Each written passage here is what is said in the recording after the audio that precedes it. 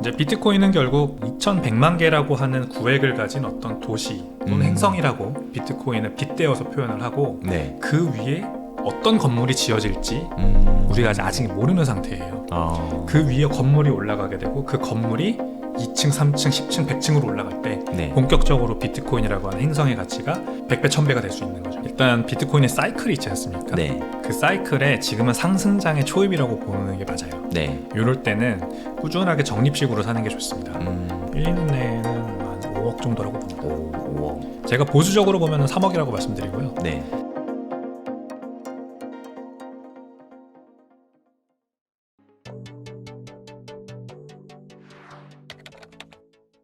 네, 안녕하세요. 성정길입니다. 요즘에 너무 핫한 분이신데 백훈종 이사님 모셨습니다. 네, 안녕하세요. 네, 안녕하세요. 네, 간단히 자기소개부터 좀 부탁드릴게요. 네, 안녕하십니까. 저는 국내에서 5년째 가상자산 핀테크 사업인 샌드뱅크를 운영하고 있는 백훈종이라고 합니다. 공동창업자이자 운영이사입니다. 네, 반갑습니다. 비트코인이 요즘 되게 핫한데 요즘에 뭐 비트코인을 처음 백훈종 이사님이 접한 시기가 있었을 거예요. 요즘에 저희 채널 보시는 분들 보면 대부분 초보자 분들이시거든요. 누구나 사실 초보 시절은 있지 않습니까? 백훈종 이사님이 비트코인 어떻게 접했는지 초보 시절 뭐 에피소드나 이런 거 말씀해 주시면 좋을 것 같아요. 저는 2017년 네. 이 비트코인 가격이 2천만 원까지 다락같이 올라가던 그 네네. 시기에 처음 비트코인을 시작을 했습니다. 아, 처음 접하게 된 계기는 제가 당시 이제 직장인이었는데 네. 무역회사였어요. 그래서 뭐 투자 관련된 그런 금융업계가 아니었기 때문에 네. 그런 얘기를 잘 나눌 기회조차 없었죠. 네. 근데 갑자기 제 선배 하나가 비트코인 투자를 처음에 시작했다며 비트코인이라는 걸 아냐며 네. 이제 점심 먹으면서 얘기를 하는 걸 듣고 처음 알게 됐어요. 네. 그때 이제 백분 토론, MBC 백분 토론에 정재승 카이스트 교수 그리고 유시민 전 장관이 나와서 네. 그리고 코빗 당시 대표였던 이제 김진화 대표님도 네. 같이 이제 패널에 계셨죠. 네. 그 백분 토론을 보게 된 거예요. 비트코인이라는 걸 처음 알게 되고 난 후에 바로 얼마 있다가. 네. 근데 너무 재밌었어요. 그 백분 토론 내용이. 네. 저는 그래도 대학에서 그 금융 특화 전공을 했기 때문에 네. 어떤 돈에 대한 그런 관점이 나름대로 있었거든요. 네. 그래서 그때는 유시민 전 장관님이 했던 말이 굉장히 많이 공감이 됐었습니다. 이거 튤립 버블이랑 똑같다. 네덜란드 튤립 버블이랑 똑같은데 이게 돈이라고 하는 거는 너무 어불성설이다 생각을 했던 거죠. 네. 그렇게 관심을 처음에 가지게 됐다가 점점 이제 이 가치를 알게 된 거예요. 왜 그러냐면 네. 제가 당시 무역회사에서 했던 일이 네. 업체들한테 대금을 지급하는 일이 많았어요. 저희 관계사들, 네. 이제 하청업체들한테. 네. 근데 하청업체들이 다 중국, 대만, 홍콩 이런 외국에 있었거든요. 네, 네. 동남아. 네. 근데 그런 곳들과 대규모 뭐 컨테이너 뭐 몇십 개짜리 그 네. 계약을 체결할 때는 수백만 달러, 수천만 달러의 자금이 막 주간으로 이제 페이가 됩니다. 네. 그러면은 은행의 LC라는 거를 열어서 보통 대금을 지급을 해요. 네. 네. LC는 신용장이라고 합니다. 우리나라 네. 말로는. 이 업체와 저희가 서로 완전히 믿을 수 있는 관계가 아니니까 직접 다이렉트로 이렇게 계좌 이체를 하는 게 아니에요. 네. 은행을 중간에 껴서 저희는 은행에 페이를 하고 그 은행은 상대 업체의 은행한테 네. 돈을 보내고 그 상대 업체 은행이 상대 업체한테 대금을 주는. 일종의 안전거래 같은 느낌이네요. 맞습니다. 뭐 네. 에스크로 거래, 네, 네. 안전거래. 네. 그래서 은행이 중간에 껴 있어서 그거를 제가 매주 선적을 할 때마다 그 네. LC 작업을 해야만 했어요. 근데 엄청나게 많은 이 수고와 번거로움이 있습니다. 네. 그래서 정말 그때부터 고민이었던 거죠. 왜 이렇게 해야 하나? 어차피 다 아는 업체들끼리 꼭 이렇게 해야만 하나라는 고민을 하게 된 거예요. 네. 그래서 비트코인이라는 걸 처음에 알게 되고 그 컨셉을 알게 됐을 때 이게 제3자의 어떤 승인이나 어떤 믿음이 필요 없는 무신뢰 기반 네트워크잖아요. 그래서 이거를 이용하면 좋지 않을까 네. 생각을 하게 돼서 관심을 처음으로 많이 갖게 된 거예요. 네. 그래서 비트코인과 이제 나머지 그때는 뭐 암호화폐들도 다 똑같이 그런 기술력이 있다고 판단했어서 네. 한번 이런 쪽에 가서 일을 해보고 싶었어요. 그래서 이제 5년 넘게 다닌 그 전 직장을 그만두고 네. 지금 코인원이라고 하는 거래소가 있습니다. 네, 코인원으로 알죠. 이직을 네. 하게 된 거죠. 아. 그렇게 처음 입문을 하게 됐습니다. 근데 코인원에서는 그때 입사가 이렇게 쉬우셨나 봐요. 스펙이 좋으셔서 그런가? 어떻게 이렇게 딱 입사를 한 번에 팍 하셨죠? 코인원도 당시에 이제 네. 해외 진출 음. 이런 쪽으로 모티브를 잡고 있어서 네. 영어 또는 중국어 가능자가 좀 필요했나 봐요. 네. 제가 근데 운 좋게 어릴 때 유학을 중국과 미국에서 해서 이야. 중국어와 영어가 또 됐었고 네. 제가 이제 다니던 직장에서 하던 일도 중국어로 커뮤니케이션을 업체들과 하는 일이었기 때문에 그런 쪽으로 어필을 많이 했죠. 네. 그래서 코인에 대해서는 아무것도 몰랐지만 결국 좀 언어 능력 때문에 코인원으로 이직을 할 수 있었던 것 같고 제가 이 업계에서 지금 2017년부터 있으니까 7년째 네. 있잖아요. 네. 언어 능력 정말 중요합니다. 네. 요즘 이제 대학생분들 뭐 개발 공부 열심히 하시고 개발 전공 많이 하시는데 네. 만약에 문과시라면 언어 능력이 이 코인 업계에서 성공하는 데 굉장히 중요하다고 생각을 전 하거든요. 그래서 네. 네, 여담이지만 제2 외국어, 제3 외국어까지 열심히 공부하시는 게 좋을 것 같다. 추천드립니다. 인생의 조언까지 해주시고 영어와 중국어가 되시니까 살기가 참 좋더라. 좋습니다. 이런 말씀인 네, 확실히 거예요. 좋습니다. 그러면 그렇게 해서 비트코인에 관심을 갖게 되었고 비트코인이 다른 코인하고 그때 아까 잠깐 구별이 서로 못했다 이런 말씀하셨거든요. 초보 시절에 투자 이야기 좀 해주시면 좋을 것 같아요. 초보 시절에는 이제 비트코인이 뭐 투지폰이면 네. 이더리움은 스마트폰 그리고 이더리움 외에 나머지 이더리움 다음에 나온 제 3세대 블록체인들은 그보다 네. 더 혁신적인 기술이라고 생각을 했었죠. 네. 이제 거래소니까 게다가 코인원 거래소에서 열었으니까 거래소는 여러 가지 종목들이 상장이 돼 있잖아요. 네. 이 종목들을 다 공부를 했어요. 리서치 센터가 저희 코인원에 당시 있었는데 네. 거기에서 이제 보고서도 발간이 되고 그 보고서 보면서 와 이건 토크노믹스가 이렇게 생겼구나. 뭐 블록체인 기술은 이렇게 다르구나.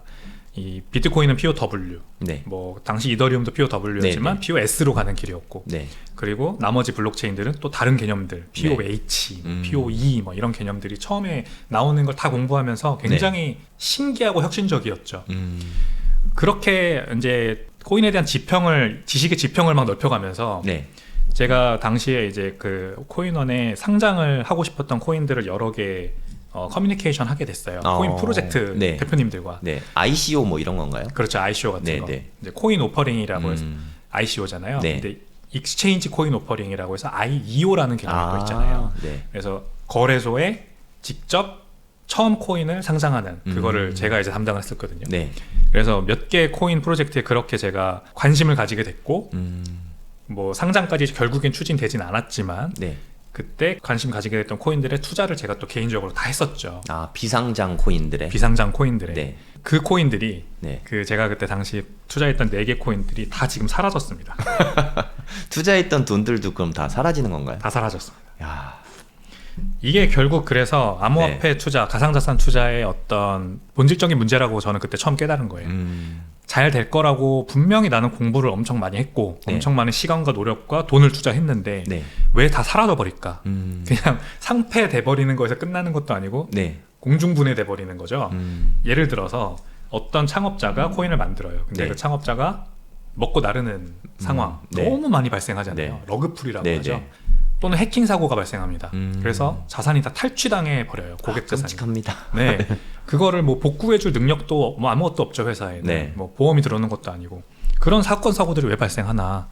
이게 결국 회사라고 하는 게 가지고 있는 본질적인 약점이구나라는 걸 그때 알게 된 거죠. 네. 근데 우리는 회사는 비상장주의라 하더라도 어느 정도 컴플라이언스라는 거를 따라야 갖추고 되는데, 네, 따라야 되죠. 네. 그러니까 이제 더러 그런 사고가 발생하긴 하지만 일반 주식시장에서는 네. 그래도 대규모 러그풀이나 해킹 사태가 잘 발생하지는 않죠. 네. 우리가 이제 제도라고 하는 게 그런 거지 않습니까? 하지만 코인은 사실상 똑같은 구조를 가지고 있는데 아무 규제를 준수하고 있지 않았던 거예요. 나쁘게 말하면 근본이 없죠. 네. 진짜 아무것도 없죠. 맞아요. 네. 오로지 창업자의 말만 믿고 투자를 하는 거기 때문에 네. 이제 레클레스하다고 하죠. 주의가 없는 상태에서 투자를 하게 되는 겁니다. 네. 그런 것들이 안 된다. 이거는 지속 가능하지 않다라고 해서 비트코인에 본격적으로 제가 가치를 깨닫기 시작했고 그래서 비트코인 맥시멀리스트가 이렇게 된 것 같습니다. 네. 그러면 업계에 계신 분이잖아요. 뭐 코인 업계에 계신 분이 뭐 한국에 이렇게 많지 않으신데 업계에 계신 분으로서 보는 비트코인은 우리 같이 저같이 투기꾼이 보는 비트코인과는 좀 다를 수 있단 말이에요. 업계에 계신 분으로서 비트코인을 어떻게 보고 계신가요? 이제 저는 비트코인은 확장성의 어떤 가능성으로 보죠. 예, 이제 많은 분들이 다 비트코인의 가치를 얘기할 때 네. 디지털 골드 내러티브로 얘기를 하잖아요. 네, 그렇죠. 예, 희소성, 네. 2100만 개밖에 없는 그 네. 희소성. 물론 맞는 말인데 그것만 가지고는 비트코인의 가치가 올라갈 수 없다고 저는 생각을 합니다. 네. 희소한 것만으로는 그냥 금 정도 내러티브를 갖고 끝나겠죠. 네. 아니면 뭔가 다른 희소성 있는 자산들. 그럼 또 뭐가 있나요? 그럼요. 이제 비트코인은 결국 네. 이거 마이클 세일러가 얘기를 한 굉장히 중요한 개념인데 네. 2100만 개라고 하는 구획을 가진 어떤 도시 또는 행성이라고 비트코인을 빗대어서 표현을 하고 네. 그 위에 어떤 건물이 지어질지 우리가 아직 모르는 상태예요. 그 위에 건물이 올라가게 되고 그 건물이 2층, 3층, 10층, 100층으로 올라갈 때 네. 본격적으로 비트코인이라고 하는 행성의 가치가 100배, 1000배가 될 수 있는 거죠. 저는 비트코인이 인터넷과 똑같다고 생각을 합니다. 네. 인터넷도 기술이죠. 네트워크이자 기술. 그리고 인터넷 위에 지금 구글, 페이스북, 틱톡 이런 기술들이 올라가면서 건물들이 올라가면서 그 인터넷이 가지고 있는 가치가 엄청나게 커졌잖아요. 네. 비트코인도 똑같이 인터넷은 탈중앙, 국경을 뛰어넘는 정보의 이동을 가능해 한 네트워크. 네. 비트코인도 똑같이 네트워크인데 가치의 이동을 국경의 배리어에 갇히지 않고 할 수 있게 한 네트워크입니다. 그래서 그 가치의 이동을, 국경을 뛰어넘는 가치의 이동을 필요로 하는 기업들이 반드시 비트코인 위에다가 자사 서비스, 건물을 만들 거라는 거죠. 그래서 저는 사업을 하는 사람 입장에서 비트코인을 바라보게 되는 거고, 이 위에다 어떤 건물을 지을 수 있을까? 어떤 사람들이 우리 건물에 들어와서 살면 좋을까? 이 개념으로 비트코인을 접근을 하는 거예요. 그래서 저는 서비스를 만들고 있는 거고, 비트코인의 가능성은 뭐 앞으로도 그것 때문에 굉장히 커질 것 같다라고 생각을 합니다. 우리가 흔히 생각하기에는 이더리움 같은 경우는 뭐 이렇게 그 위에 스마트 컨트랙트 때문에 많은 걸 올릴 수 있다고 생각하는데 그게 비트코인 위에도 가능하다고 보시는 거예요? 네, 그렇죠. 이제 결국 가능해질 건데 네. 이더리움은 일단 ICO라는 게 가능해졌다는 측면 때문에 네. 너무 빨리 갔어요, 그 길을. 그러니까 코인을 이더리움 위에서 아무 알트코인이나 다 만들어줄 수 있게 한 그 특성 때문에 네. 마치 그게 사용성이 있는 것처럼 포장됐지만 결과는 어떻게 됐나요? 아무 사용성, 유틸리티가 없는 코인들만 엄청나게 많이 만들어지고 네. 그래서 아까 말씀드린 러그풀, 해킹 이런 것들이 막 일어나면서 네. 코인 시장이 마치 준범법 어떻게 보면 투전판 같기도 하고. 투전판, 네, 네. 좋은 표현이십니다. 네. 그렇게 변질돼 버린 거예요. 그렇게 너무 빨리 앞서갈 필요가 사실 없었어요. 네. 이더리움 자체가 가지고 있는 어떤 뭐 스마트 컨트랙이라고 하는 그 기능으로 네. 좋은 서비스가 나오고 그 좋은 서비스가 효용을 찾고 그래서 시장에서 인정받으면은 커갈 수 있었는데 네. 잘못된 길로 갔다고 저는 보고요. 네. 비트코인은 그런 식으로 빨리 가지 않죠. 왜 그러냐면 창업자가 없기 때문입니다. 이더리움은 창업자가 있기 때문에 그 창업자가 하자는 대로 네. 뭐 6개월 의사결정이 빠른 거죠. 의사결정이 빠르죠. 네. 의사결정이 빠른 대신에 이 창업자가 잘못된 결정을 내리면 잘못된 방향으로 나가게 되는 거죠. 네. 이거를 기업들은 이사회 또는 주주총회 이런 네, 걸로 어느 정도 제한을 합니다. 네. 이게 되기 때문에 기업들이 이제 헛발질을 하지 않는 거예요. 대표이사도 갈아치우고. 근데 이더리움은 그런 게 없죠. 그냥 비탈릭 부테린, 네. 조 루빈이라고 하는 공동 창업자. 네, 네. 이 두 사람이 하자는 대로 하는 거고 그걸 커뮤니티 투표에 붙이지만 이 두 사람의 뭐 의지에 반하는 표들은 다 나가리 되고. 네. 입김이 워낙 세니까. 그렇죠. 네. 근데 비트코인의 이제 굉장히 장점은 굉장히 느리게 업데이트 되지만 네. 그래서 제가 기억하기로도 지난 뭐 몇 년 동안 한 2번밖에 메이저 네. 업데이트가 없었어요. 네. 그마저도 하드포크도 아니고 소프트포크로 진행됐고요. 그래서 아주 천천히 업데이트 되지만 그만큼 굉장히 굳건한 탄탄하게 베이스 레이어의 가치가 흔들리지 않는 상태로 네. 이제 업데이트가 되는 겁니다. 그래야만 합니다. 이렇게 생각하시면 될 것 같아요. 우리가 건물을 지을 때 네. 건물을 막 짓잖아요, 땅 위에다. 근데 갑자기 땅 주인이 나타나서 땅 네. 갈아엎어야 된다라고 하면 건물 짓던 사람은 어떻게 되나요?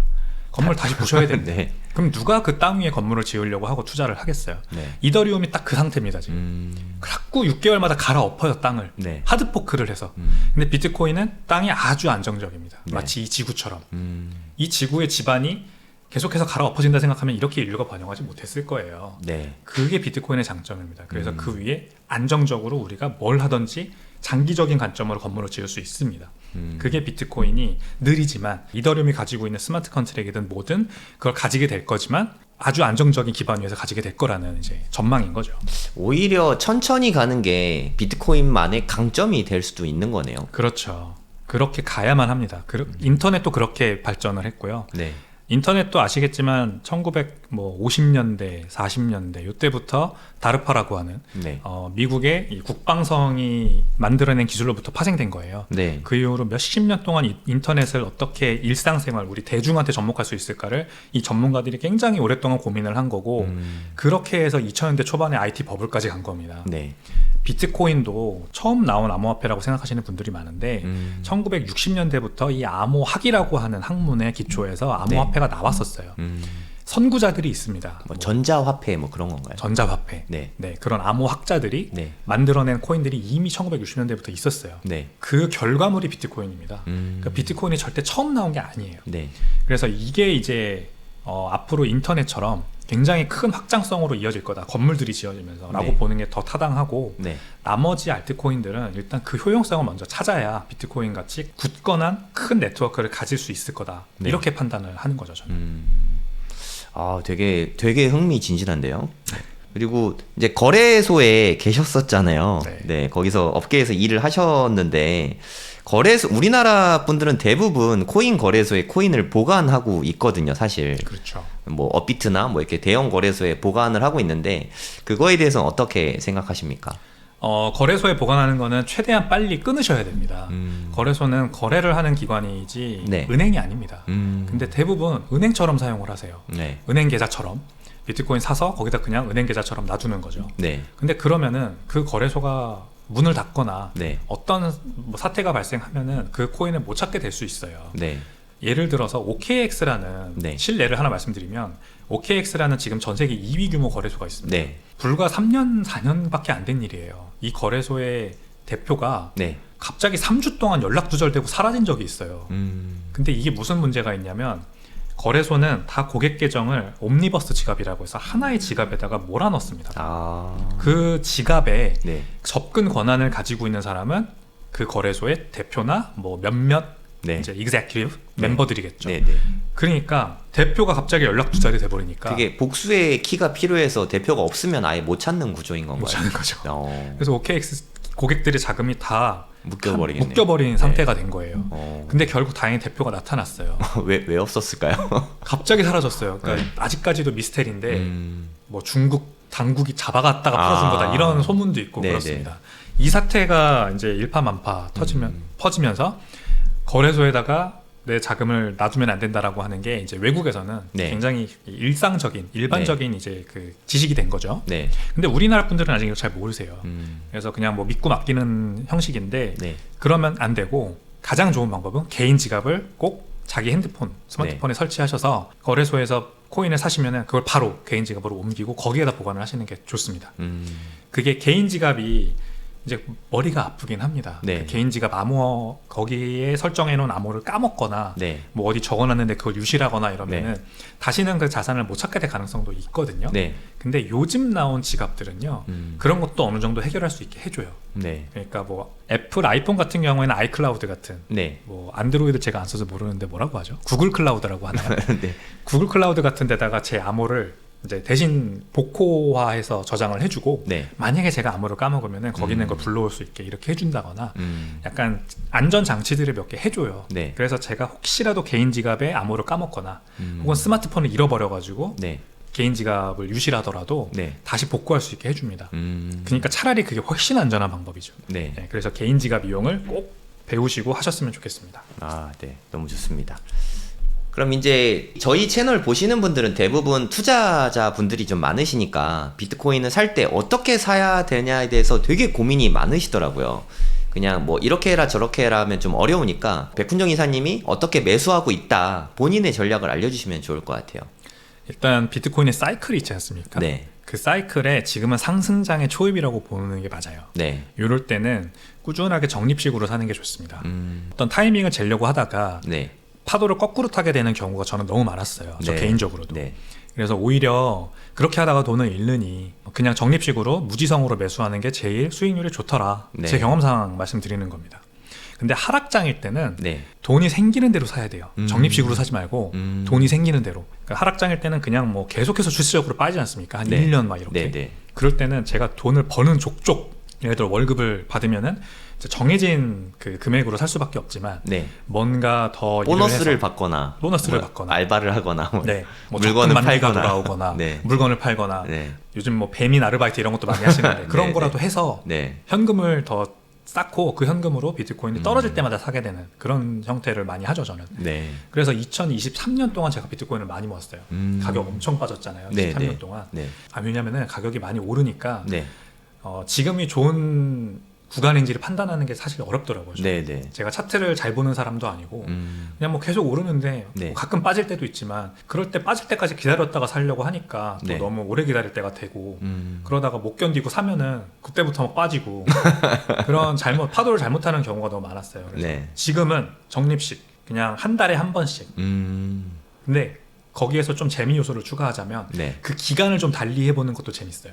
저는 지금은 이제 매월 한 번씩 사거든요. 네. 근데 한 번씩 매주 살 때도 있고요. 한 번씩은 매일 살 때도 있습니다. 아, 네. 월급 딱 받으면 반 딱 떼어놓고 반으로 매일 살 때도 또 재밌어요. 어. 그거를 한번 비교를 해보기도 해요. 그래서 네. 한 달 동안 매일 사보고 다음 한 달은 매주 사보는 거예요. 네. 그래서 어떤 게 더 수익률이 좋나 이렇게 해가지고 쭉 1년 동안 해보고 네. 매일 사는 게 더 좋은데 그거를 이제 친구들과 한번 그렇게 비교를 해보기도 합니다. 제 주변에는 그렇게 매일 사시는 분들이 좀 있거든요. 네. 적립식으로 그런 사람들과 한번 또 그 투자 레이스를 해보기도 하고 그렇게 하는 거죠. 아무튼 무지성 기간을 정하시고 무지성으로 사시는 거 그렇게 하는 게 제일 좋습니다. 그럼 가격이 지금 한 1억 정도 되는데 만약에 뭐 올해나 내년에 2억을 넘어갔다. 그때도 계속 사실 계획이세요? 그럼요. 어. 만약에 제가 어떤 인간 지표를 봤을 때 너무 과열됐다고 생각하면 조금 쉬긴 할 것 같아요. 근데 비이성이 언제 터질지까지는 저는 잘 몰라요. 네. 그래서 터진다 그러면은 이제 적립식 매수는 그만둘 것 같은데 그때까지는 그게 2억이든 5억이든 네. 계속해서 살 겁니다. 금액과는 상관없이 인간 지표를 보고 판단하겠다. 맞습니다. 이런 말씀입니다.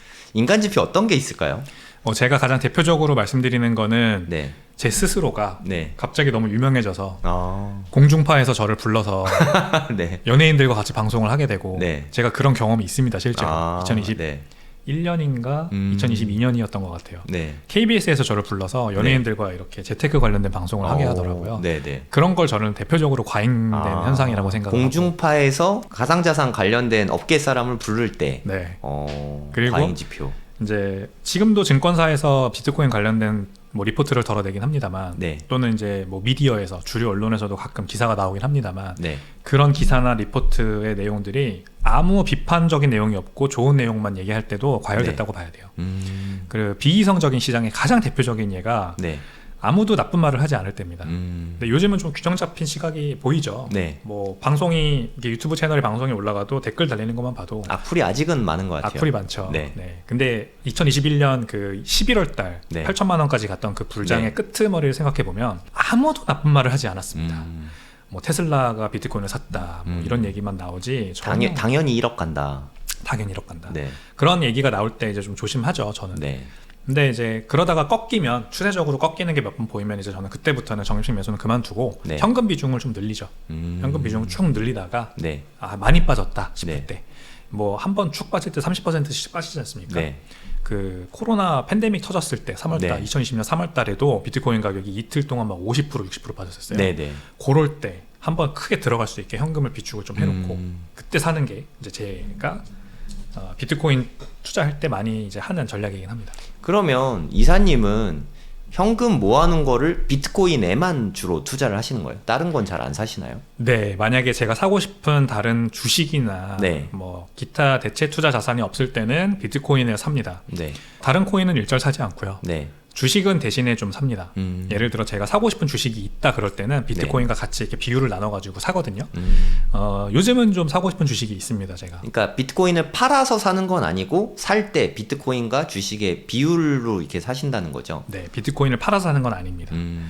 그렇게 해야만 하는 이유는 비트코인만 또 너무 들여다보면은 네. 제가 거기에 너무 생각이 갇힐 때가 있어요. 네. 비트코인 말고 나머지는 다 쓰레기라고 생각을 하게 되는 거예요, 제 스스로가. 네. 근데 세상이 그렇진 않거든요. 그쵸. 비트코인이 틀렸을 수도 있어요. 네. 제가 완전히 틀렸을 수도 있어요. 네. 저는 이 어떤 밸런스를 지키기 위해서 세상을 보기 위한 눈을 키우기 위해서 주식 투자도 반드시 필요하다고 생각합니다. 너무 좋은 말씀인 것 같아요. 네. 또 이렇게 비트코인만 신봉하는 분들이 있거든요. 네. 사실 비트코인이 뭐 그분들의 말이 다 옳아서 앞으로 한 10년, 20년 동안 비트코인이 정말 누가 뭐래도 최고의 자산이 됐다고 쳐도 그 사람의 인생이 또 되게 재미없을 수 있거든요. 그럼요. 비트코인만 투자하면 다른 걸 아예 생각을 안 하게 되잖아요. 맞아요. 인생이 좀 갇히는 걸 수 있을 것 같습니다. 예, 맞습니다. 그걸 저도 정확히 우려하는 거죠. 네. 비트코인만 투자하시는 분들 중에 굉장히 건강하게 하시는 분들은요. 네. 비트코인만 투자하시고 나머지 시간은 자기 일, 일상생활 네. 거기에 종사를 하면서 네. 삶을 굉장히 윤택하게 사시는 분들이에요. 네. 근데 비트코인만 투자하시는 분들 중에 잘못된 케이스는 네. 비트코인만 투자해야 한다. 나머지는 다 쓰레기다. 이렇게 생각하면서 네. 트위터에다가 그거를 막 올리는 사람들. 좀 지금 이걸 보면은 분명히 저한테 또 악플이 달릴 텐데 광신도라고 보통 표현하더라고요. 맞습니다. 그런 분들은. 뭐 그러니까 테슬람들도 있고 네, 뭐 네. 여러 가지 있지만 비트코인도 그런 광신도들이 네. 나머지 사람들은 다 쓰레기들이라고 생각하면서 자기들의 이제 도덕적 우월성, 네. 벌추 시그널링이라고 하죠. 그런 잘못된 길로 가는 분들이 있어요. 이건 난 잘못됐다고 생각을 합니다. 저는 이사님 영상 제가 다 챙겨 보거든요. 본 것 중에 되게 인상적이었던 말이 나는 투자를 비트코인 위주로만 하기 때문에 투자에 대해서 공부하는 시간을 많이 아낄 수 있다. 네. 그 아낀 시간을 사업이나 뭐 가족이나 더 윤택한 삶에 쓴다 시간을. 그 말이 되게 인상적이었어요. 네, 실제로 저한테 일어난 일이기 때문에 네. 자신 있게 말씀드릴 수 있는데 저는 코인 투자자일 때는 그냥 직장인이자 코인 투자자일 때는 항상 중요한 걸 놓쳤었어요. 투자도 중요한 걸 놓치고 네. 이제 가족과의 시간이나 뭐 어떤 주변 사람들과의 관계도 그렇고 네. 제 일조차도 그리고 건강. 네. 2021년이군요. 한창 2022년에 낼 책을 쓸 때가 있었거든요. 네. 21년엔 제가 아직 이렇게까지 비트코인 맥시가 아니었습니다. 네. 그때 그래서 허리를 다쳐가지고 한번 들어 누운 적이 있는데 네. 응급실에 가가지고 네. 이 링거를 맞으면서 한번 생각을 해봤어요. 내가 네. 지금 뭐하러 이렇게 음. 열심히 뭐 사업을 한다고는 하지만 네. 그렇게까지 잘 크는 것 같지도 않고 가족과의 시간은 잘 못 보내게 되고 점점 왜 이렇게 살고 있지? 게다가 몸도 다치고 네. 이제 그런 생각을 하다가 잘못 살고 있다고 판단을 하고 네. 한번 생각을 해봤어요. 뭐가 문제일까? 그때 처음 이제 맞아 들어간 거죠. 아, 그냥 비트코인만 꾸준하게 사고 네. 적립식으로 매수하면서 나머지 시간에 정말 내가 하고 싶은 그 일에다가 몰두를 하면 어떨까? 네. 그렇게 삶의 방식을 한번 바꿔본 거예요. 그래서 지금까지 굉장히 그때 제가 83kg였는데 몸무게도 지금 현재 73kg. 어떻게 다이어트 하셨어요? 일단 운동을 하게 되더라고요. 아. 네, 몸 관리를 전혀 안 했었는데 아. 먹고 싶은 거 아무거나 다 먹고 네. 뭐 이렇게 방송이 있는 날도 전에 막 야식 먹고 술 먹고 다 했어요. 네. 그거를 높은 시간 선호라고 부른다는 걸 그때 처음 깨달았어요. 지금 저는 낮은 시간 선호 삶을 살고 있거든요. 네. 내일을 위해서 사는 거죠. 네. 미래를 위해 사는 거죠. 네. 그래서 운동하고 좋은 거 먹고 몸에 좋은 거 찾아서 먹고 그래서 네. 먹는 것도 공부하고 네. 투자도 공부하게 되고 그러니까 네. 제가 정말 10년, 20년 가지고 갈 수 있는 우량 자산으로 공부하게 되고 막 단기적으로 돈 벌고 싶어서 막 이렇게 트레이딩 안 하게 되고 네. 뭐 사업도 당장 돈 버는 것만 이렇게 너무 눈이 쏠려가지고 막 맨날 바쁘게 이렇게 지내지 않고 장기적인 안목으로 돈을 벌 수 있는 네. 우리 사업이 어떤 사람들의 문제를 해결할 수 있을까 초점 맞춰서 사업을 하게 되고 네. 이러니까 좀 전반적으로 잘 풀리더라고요 모든 일들이. 그래서 지금까지 이렇게 오게 된 것 같아요. 그게 비트코인이 주는 저는 가치라고 생각을 합니다. 낮은 시간 선호. 네. 일단 인생에 대한 건강한 뷰를 갖게 되신 게 가장 큰 이득이네요. 그렇죠. 그런 안목을 기를 수 있게 된 게 저는 비트코인에 대해서 본격적으로 알게 되면서라고 생각을 해요. 야, 되게 정말 멋있는데요. 좋았습니다. 네. 예. 이거 여쭤봐도 되나? 비트코인 그러면 평균 매수 단가는 수량을 물어보긴 너무 조심스럽고 평균 매수 단가는 여쭤봐도 될까요? 네네. 매수 단가는 네. 한 4천만 원 정도. 오, 네. 제가 5천만 원일 때 가장 제가 지금 많이 가지고 있는 비트코인 중에 가장 대부분을 네. 샀었고요. 네. 근데 5천만 원 이후로 이제 2022년부터 23년까지 많이 완전히 내렸죠. 하락장일 때 네. 그때 아까 말씀드린 것처럼 돈을 엄청 열심히 벌어서 그 돈으로 다 비트코인을 샀어요. 그래서 평단을 많이 열심히 낮추셨네요. 열심히 낮췄습니다. 그때는 이제 2022년, 23년에는 대출도 잘 안 나올 때잖아요. 네. 그러니까 뭐 이렇게 무리해서 투자할 수는 없었고 네. 대신에 사업을 하면서 엑스트라로 얻게 되는 캐시가 있다거나 네. 또는 제가 스스로 뭐 다른 일을 해가지고 좀 벌게 되는 돈이 있다거나 네. 방송이 가장 컸던 것 같아요. 그때도 저를 찾아주시는 여러 뭐 유튜브 채널이나 방송이 있었는데 네. 그럴 때 받게 되는 뭐 출연료, 네. 강연도 있었군요. 네. 강연들도 많았습니다. 제가 네. 기업 강연을 많이 나갔어요. 네. 그러니까 이제 하락장이긴 했지만 SKT라던가 국내 뭐 우리은행이라던가 이런 네. 은행과 IT 기업들 쪽에서 그래도 제가 책을 내니까 네. 그거 관련해 가지고 뭐 강연을 해달라 네. 이런 거 많이 불러주셨거든요. 그때 다 생기는 돈들 이런 것들을 다 비트코인에 샀더니 네. 다행히 뭐 2천만 원에도 사게 되고 1,000만 원에도 사게 되고 막 네. 이러더라고요. 네. 그때 평단가를 많이 낮췄어요. 네. 그래서 지금은 4천만 원까지. 그래서 얼굴이 되게 좀 행복해 보이십니다. 아닙니다. 뭐 그 정도까지는 아니고 네. 행복하게 된 이유는 결국 낮은 시간 선호 때문이 아닌가 생각을 합니다. 네. 이게 겸사겸사 이게 복합적이라고 생각합니다. 네, 맞습니다. 네. 그리고 정말 많은 분들이 질문하시는 건데 비트코인이 지금 뭐 1억 언저리잖아요. 근데 이제까지 하나도 안 사고 있고 비트코인에 대해서 하나도 모르는데 그러면 지금 사면 되냐? 이 질문이 정말 너무 많거든요. 네. 그에 대해서는 어떻게 생각하세요? 그거에 대한 가장 좋은 답변은 네. 아는 만큼 사라라고 하는 게 제일 좋은 답변인 것 같습니다. 네. 비트코인에 대해서 모르는데 지금 싸다고 누가 말해줘서 지금도 늦지 않았다라고 하는 얘기를 듣고 사는 거는 네. 어차피 그거 언제 팔지 안 알려줄 거잖아요. 그 사람이. 네. 지금 사세요. 저는 말씀드릴 수 있어요. 네. 1억인데도 사십시오. 근데 그거 언제 팔아요는 제가 또 기회가 없잖아요. 그거 네. 말씀드릴 대응 전략을 알려줄 수가 없죠. 맞습니다. 네. 그거가 스스로 이 계획이 없는데 네. 지금 1억이라고 싸다고 생각해서 들어가는 건 어차피 의미 없다고 생각하고요. 그러니까 아는 만큼 사는 게 좋습니다. 내가 비트코인을 딱 5,000원 살 만큼만 안다면 네. 5,000원 사는 게 맞다고 봐요. 네. 그러니까 비트코인을 가장 작게 살 수 있는 단위가 거래소에서 네. 5,000원이거든요. 네. 그래서 딱 5,000원 넣고 비트코인 한번 사보고 음. 그걸로 내가 이거로 믿음을 가질 수 있을까? 내가 네. 정말 이걸 잘 알까? 음. 그런 생각을 먼저 해보는 게 좋고요. 마이클 세일러라는 분이 또 이제 아주 좋은 말을 해주신 게 있습니다. 네. 이제 비트코인을 살 때 나는 100시간을 공부하고 샀다라고 얘기를 했어요. 네. 100시간도 공부하지 않고 그렇게 믿음을 가지고 비트코인에 뭐 몇 억씩 사는 게 네. 과연 맞는 말인가? 맞는 전략인가? 그거를 공부하지 않은 사람들이 비트코인을 욕한다. 네. 그러니까 한번 공부를 해봐라. 그리고 나서 사라. 이런 얘기를 했는데 저도 100% 공감하고 네. 1억이라는 가격 물론 높은 가격이긴 합니다만 살 수 있는 가격입니다. 분명. 아직 네. 뭐 불장에 이제 처음 시작 구간이기 때문에 네. 앞으로 얼마 갈지 모르고 1억도 충분히 낮은 가격이라고 생각을 합니다만 네. 그 전에 먼저 공부를 하셨으면 좋겠다라는 말씀을 드립니다.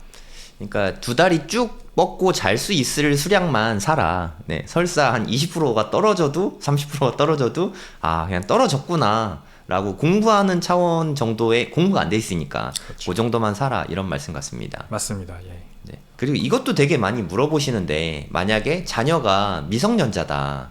근데 자녀 앞으로 이렇게 비트코인 좀 사주고 싶잖아요. 20, 30년 후에 되게 많이 비싸질 것 같으니까. 그렇죠. 자녀에게 좀 증여를 할 수 있는 좀 효율적인 방법이 있을까요? 제가 아시는 분이 실제로 자녀한테 비트코인으로 용돈을 주시더라고요. 그러니까 뭔가 이제 한 7살, 8살 정도밖에 안 된 어린 자녀인데 네. 그 어떤 심부름을 하거나 아니면 굉장히 좋은 행동을 했을 때 네. 엄마를 도와줬다거나 이런 네. 걸 했을 때 개인 지갑을 직접 만들어줬어요. 그분은. 이 개인 지갑을 만드는 거는 트위터나 유튜브에 찾아보시면 네. 이 튜토리얼이 다 있거든요. 네, 뭐 블루월렛 같은 건가요? 네, 뭐 그런 네, 겁니다. 네. 근데 그런 거를 대신에 기계 장치를 직접 부품을 사서 직접 계산기처럼 만들어줄 수가 있어요. 그러면은 그 자녀가 그 계산기를 가져와서 네. 용돈 주세요 하면은 거기다 입력을 하고 이게 무슨 사이너 뭐 그런 건가요? 그렇죠. 네. 시드 사이너라고 시드 하는데 사이너. 잘 하시네요. 그런 것들이 이제 만들 수가 있어요. 네. 그러니까 얼마나 좋나요? 이제 네. 자녀가 그냥 뭐 심부름을 하고 용돈을 받을 때 1,000원짜리 주는 게 아니라 네. 거기에다가 이제 입력을 해서 제 네. 지갑에서 바로 전송되게 하는 거죠. 재밌겠는데요? 네, 그런 거 하고 계신 분이 제 주변에 실제로 있거든요. 네. 제가 봤을 때 굉장히 좋은 방법인 것 같습니다. 아니면 뭐 사토시 지갑 뭐 이런 건 어때요? 사토시 지갑. 그게 이제 스마트폰 앱인데 네. 스마트폰 앱에 자녀가 스마트폰이 있으면 네. 거기에다가 그 원래 오브 사토시라고 하는 앱을 깔아주고 네. 거기에다가 뭐 똑같이 그게 QR 코드로 이렇게 네, 스마트폰끼리 인증하면은 바로 전송이 되도록 할 수 있거든요. 네. 그 제가 말씀드린 그런 방식과 비슷합니다만 네. 훨씬 간단하죠. 네. 네, 스마트폰에 원래 오브 사토시 앱만 깔면 자녀가 거기에 이제 아버지 저 용돈 주세요. QR코드 딱 들이밀면 거기다 QR코드 딱. 괜찮을 것 같은데요? 저도 네. 애들이랑 한번 해봐야겠어요. 네, 정말 간단하니까 한번 해보십시오. 근데 좀 많이들 걱정하시는 게 또 증여세나 세금 문제가 좀 있으니까 네네. 뭐 금액이 소소한 금액은 괜찮을 것 같아요. 소소한 거 그 정도 가지고 뭐 네. 네. 이게 비례의 원칙이라는 게 있잖아요. 네. 물론 증여긴 합니다만 네. 뭐가 됐든 넘어가면 증여로 보니까 우리나라 네. 법은. 근데 그런 작은 금액까지 다 그렇게 잡으면 사회적 손실이 너무 크잖아요. 네, 그러니까 네. 그런 것까지 문제 삼지는 않죠. 뭐 한 1,000만 원 미만일 테니까 별 네, 문제는 없을 것 같습니다. 그 정도는 네. 괜찮아요. 근데 큰 금액을 정말 증여하시려고 할 때는 네. 물론 세무사 상담 받아보셔야겠지만 네. 우리나라는 현재 과세 정책상 네. 그 원화로 컨버트 되지만 않으면 음. 그 과세를 하지 않아요. 어. 근데 아직 과세 자체를 하고 있지는 않긴 하죠. 네. 그러니까 또 과세가 뭐 2년 유예된다 뭐 이런 얘기도 있긴 한데 원래대로 이제 내년부터 본격적으로 기타 소득세로 암호화폐 수익을 그 소득을 신고를 해야만 한다면 네. 자녀에게 넘긴 암호화폐는 어떻게 해야 되느냐 이게 이제 궁금하시는 분들이 많거든요. 네. 근데 암호화폐 비트코인만 넘겼을 때는 네. 그거는 과세 대상이 아니에요. 현재로서는 그 비트코인을 원화로 바꿀 때 네. 나중에 그때- 팔 때 그때 양도세를 내게 되는 그때 건가요? 양도세를 내게 되는 겁니다. 네. 그리고 어쩌면 그 금액이 너무 크다면 음. 증여세도 같이 물게 될 수도 있어요. 네. 이제 결국 구세청의 눈에는 누가 이거를 줬냐, 뭐 어디서 얻었냐, 자녀가 이 비트코인을 어디서 얻었냐, 네. 부모님한테 받은 건데요. 그럼 그 부모님한테 넘어가니까 증여 아니냐. 네. 그때 같이 이제 매길 수가 있는 거죠. 네, 그렇게 결국 다 누적돼가지고 과세가 되기 때문에 네. 뭐 증여세를 피할 수 있다고 생각하지 마시고 다만 비트코인만 옮겼을 때는 뭐 국세청 입장에서도 이거를 다 트래킹할 방법은 없으므로 네. 그렇게 쭉 쌓아 놓으시는 건 괜찮다 이렇게 네. 말씀드립니다. 뭐 비트코인 0.1개 미만은 괜찮을 것 같아요. 네, 저도 문제 없을 것 같습니다. 네. 그 정도. 이렇게 현금 예금은 우리는 일반적으로 예금을 하면 이자를 받아야 된다는 생각들이 다 있잖아요. 네. 근데 현재 비트코인은 좀 이자를 받기가 좀 어려운 구조인 것 같더라고요. 나중에 좀 이걸 보완할 수 있는 방법이 있을까요? 비트코인은 이자가 없죠. 네. 그래서 더 깨끗하고 퓨어한 자산이라고 볼 수가 있는데 왜냐하면 나머지 알트코인들은 이자가 나오는 방법이 굉장히 불투명하거든요. 네. 비트코인은 아무튼 그렇고 비트코인은 이자가 나올 수 있는 방법은 기존 전통 레거시 은행들이 네. 이제 비트코인 예금 상품을 운용을 하는 거죠.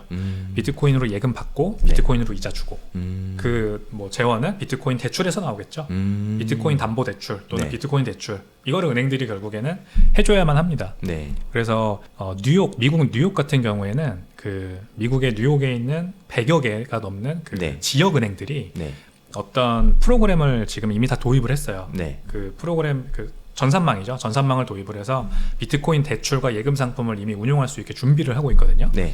NYDIG라고 하는 기업과 협업을 하고 있습니다. 네. 근데 이게 이제 뭐 법적으로 아직도 미국에서도 이게 가능한지가 확실치가 않기 때문에 네. 나오지는 않고 있습니다만 은행들이 이미 준비를 하고 있다라는 점이고 이자를 이제 결국에는 다른 방법으로 비트코인 이자를 주는 것들을 또 이제 스타트업들이 많이 디파이 개념으로서 접근을 하죠. 네. 그래서 이더리움의 어떤 기술을 이용해서 네. 비트코인을 랩핑한 다음에 네. 이더리움에 올려서 올리고 거기에서 이제 이자를 받게. 네. 디파이라고 하는 건 결국 풀이라는 게 생기거든요. 그래서 네. 거기다 코인을 넣으면 그 코인을 이용해서 그 풀을 이용해서 뭐 대출을 하거나 하는 분들이 이자를 내니까 네. 그 이자를 이제 풀에다가 코인을 넣은 분들에게 이자를 주는 재원으로 사용을 하는 거죠. 네. 은행처럼 똑같은 역할을 하는 겁니다. 네. 대출이 없이는 사실 이자 받기가 어렵잖아요. 그렇죠. 대출을 운용하는 게 결국엔 좀 필요해 보이네요. 맞습니다. 근데 그렇게 디파이를 이용하는 게 결국 비트코인 파생 상품을 이용하는 거예요. 네. 비트코인과 상관없이 이더리움이나 네. 아니면은 그 디파이 자체에 문제가 생기면 네. 거기에 있는 돈도 또 탈취당할 수가 있거든요. 러그풀 사태가 일어날 수도 네. 있고. 그리고 디파이라고 하는 게 굉장히 유동성이 너무 작아서 네. 가격의 변동폭이 굉장히 커요. 그 안에서조차도. 네. 네. 그래서 뭐 은행처럼 안전하게 이자가 나온다는 그런 시스템을 전혀 기대하시면 안 됩니다. 네. 비트코인으로 이자를 주는 기관들 중에 미국에는 몇 개 스타트업들이 있는데 에이브라라고 하는 곳도 있고요. 네. 레든이라고 하는 것도 있습니다. 네. 그런 데가 이제 또 대출을 이제 하는 곳이에요. 비트코인 대출, 담보 대출을 해주고 그 거기서 나온 이자 재원으로 비트코인 이자를 주는데 네. 소소합니다. 한 2, 3% 연이율 네, 네. 기준으로 한 2, 3% 정도 되는 소소한 이자를 주거든요. 네. 그 정도도 괜찮으시면 이제 그런 서비스들을 이용해 보시면은 좋은데 네. 미국인밖에 이용을 못합니다. 아, 이제 미국 사람들만 쓸 수 있는 서비스라서 안 되실 거고. 차후에 그 백이사님이 서비스 출시해 주면 좋겠네요. 네, 우리나라에서도 반드시 그런 네. 이제 길이 열릴 거예요. 네. 저희 회사도 이제 그런 거를 준비를 하고 있고 그래서 네. 규제 상황을 보면서 꼭 런칭하도록 하겠습니다. 네. 그럼 아, 이용해 그건 주십시오. 정말 너무 좋을 것 같아요. 장기 보유하기도 더 편할 것 같고. 그럼요. 네. 네, 맞습니다. 네, 그러면 내년이나 내후년에 25년이나 26년쯤에는 비트코인도 뭐 얼만큼 떨어질지 안 떨어질지 뭐 알 수는 없지만 하락장이 올 수도 있거든요, 사실. 그러면 그거를 염려해서 미리 현금화를 한 다음에 그 돈으로 서울 부동산을 산다거나, 그러니까 뭐 내 집도 필요하니까 서울 부동산 사고 싶은 분들도 되게 많잖아요. 네. 또 비트코인으로 수익이 크신 분들도 되게 많을 거고, 그런 분들은 서울 부동산을 한 25년이나 26년쯤에 매수하는 것도 고려하고 계시더라고요. 그에 대해서는 어떻게 생각하세요? 비트코인을 팔고 그 네. 돈으로 사신다는 네, 말씀이시죠? 저는 비추합니다.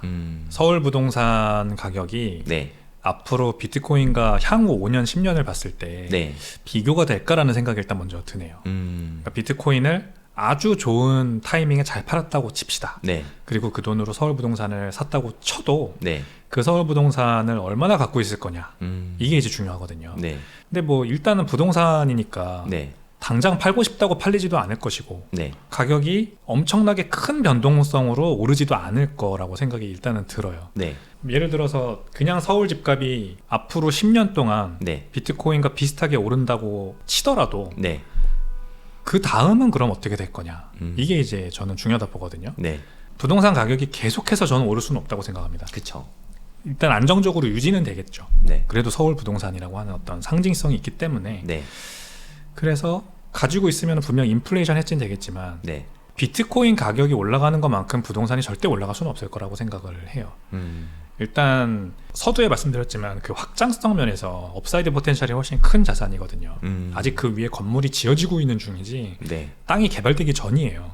그래서 앞으로 얼마가 오를지 모릅니다. 그게 뭐 10년 이렇게 길게 볼 것도 없고 앞으로 5년 뭐 이렇게 봤을 때도 앞으로 어떤 일이 생길지 모릅니다. 그냥 지금까지 봤던 뭐 4년 주기 사이클 네, 이렇게 해서 뭐 가격이 점점 낙폭이 이렇게 좁아지면서 가격이 오르니까 앞으로 뭐 1억에서 3억까지 오르면은 더 이상 오르기 힘들 수도 있다. 네. 이런 판단이 저는 아예 잘못된 판단이라고 생각을 하는 거죠. 네, 그래서 업사이드 포텐셜의 관점에서 봤을 때 그냥 비트코인을 가지고 있는 게 낫지. 그거를 서울 부동산으로 바꿔놓고 있다가 비트코인 가격이 다락같이 빠졌을 때 서울 부동산을 팔고 비트코인을 다시 산다? 이것도 굉장히 저는 고개라고 생각하거든요. 네. 너무 어렵죠. 네. 어디가 그럼 저점인 줄 알고 어디가 고점인 줄 알겠어요. 네, 그래서 그냥 비트코인은 지난 14년 동안 연평균 150%씩 성장을 해왔거든요. 네, 연평균 150%. 그리고 올해만 하더라도 YTD로 44% 지금 가격이 올랐습니다. 네, 그래서 어느 시점에 매수를 했던, 제가 그래서 한번 계산을 해봤어요. 2020년 부터 지금까지 네, 지난 5년이죠. 지난 4, 5년 네. 정도의 수익률을 계산을 해봐도 15% 상승을 했습니다. 연평균 비트코인은. 15%. 네, 연평균 15%. 네, 그 15%의 수익률을 낸다는 건 굉장히 어려운 일이에요. 그쵸. 2020년, 21년에 이제 올라갔지만 22년, 23년 다 계속 빠졌잖아요. 네. 그걸 포함을 해도 연평균 15% 상승이라는 거는 굉장한 수익률입니다. 이게 한 20%만 돼도 3년마다 2배가 되는 상승률이거든요. 그러니까요. 어마어마하거든요. 서울 부동산이 그런 수익률을 내기는 아마 어려울 겁니다. 그러면 백 이사님이 생각했을 때 이건 뭐 그냥 어디까지나 재미로 하는 건데 한 24년, 25년에 어찌됐든 정점은 있을 거 아니에요. 뭐 하락이 아예 없을 수는 없으니까 어떤 자산이든 한 1, 2년을 놓고 보면 비트코인의 최고점은 얼마 정도 될까요? 뭐 재미로 말씀드리면 네. 1, 2년 내요. 네. 1, 2년 내에는 한 5억 정도라고 봅니다. 5억. 네, 제가 보수적으로 보면 3억이라고 말씀드리고요. 네. 한 좀 불리시하게 보면 5, 6억이라고 말씀드리는데 지금 ETF 때문에 이제 굉장히 많은 이 희망이 섞여 있는 네. 장밋빛 희망 회로가 많이 팽배하죠. 비트코인 네. 가격이 많이 올라갈 수 있다. 네. 근데 저는 관점을 더 지수 함수라는 개념을 들이대서 더 장밋빛으로 보거든요. 네. 그래서 기하급수적으로 올라가지 그냥 이렇게 올라가지 않을 거라고 봐요. 이렇게 네. 지수 함수 선형을 그리면서 네. 제이커브를 그리는 거죠. 네. 비트코인 가격이 어떤 특정 임계점을 넘으면 매 사이클을 거칠 때마다 그랬는데 예상하지 못한 속도로 올라갑니다. 네. 그게 이번에도 반복될 거라고 저는 보거든요. 그래서 아주 보수적으로 봤을 때 이번에 뭐 반감기 전 가격 대비해서 한 네. 3배 오르면은 뭐 다 오른 거다 보고 네. 지금 반감기 전 가격이 1억이니까 네. 한 3배 오르면 3억이잖아요. 네. 그러니까 3억에서 끝날 거다라고 보는 게 보수적이고 네. 거기서 좀 더 오르면 5억이다 이렇게 보는 거죠. 요렇게까지 말씀드리고 싶고 일단은 네. 다만 지수 함수를 들이대면 3억까지 올랐을 때 3억까지 네. 올랐을 때 그 엄청난 열풍 비트코인에 대한 관심이 네. 진짜 전 연령대와 전 세계로 퍼져나가는 그 엄청난 열풍 광기라고 네, 그 할 수 있을 것 광기 같아요. 거기에 네. 무슨 뉴스가 추가적으로 터져 나오냐 네. 어떤 국가가 또 비트코인을 법정화폐로 도입했다 네. 어떤 기업이 비트코인을 샀다 네. 뭐 누가 비트코인 좋다고 했다라고 하는 뉴스들이 나오면서 이제 5억은 정말 보수적이고 네. 그걸 뛰어넘는 가격까지 갈 수도 있다고 저는 생각해요. 네. 근데 그건 모르니까 네. 일단 5억이라고 말씀을 그냥 드리겠습니다. 뭐 재미삼아 해본 거라는 걸 네, 다 유념하시고 네. 그러면 하나 더 질문 드려볼게요. 지금으로부터 한 20년 후, 그러니까 한 2044년 이쯤 됐을 때 그때는 우리가 지금 20년 후를 예측하는 건 매우 어렵지만 인플레이션 다 감안해서 얼마 정도까지 갈 수 있을까요? 20년 후 저는 100억까지도 생각을 하는데요. 비트코인 1비트코인에 100억. 네. 이게 20년 후 가격이지만 네. 제가 그러면 이제 제가 30대 후반인데 네. 한 거의 50대가 되잖아요. 네. 50대 후반이죠. 네. 60이 거의 다 되는 나이가 돼요. 네. 이제 제 나이가 황혼기에 접어들 그런 무렵이 되면은 네. 비트코인의 가치를 아는 사람들이 지금보다 훨씬 더 많아질 거라고 저는 생각을 네, 합니다. 제가 그렇게 똑똑한 사람이 아니거든요. 근데 제가 분명히 아무리 생각해도 비트코인은 정말 앞으로 인터넷처럼 잘 될 수 있는 기술인데 네. 아직 그냥 그 어답션이 사람들이 아직 잘 모르니까 네. 이렇게 인터넷이나 AI 같은 기술처럼 주목받지 못하고 있다고 생각을 해요.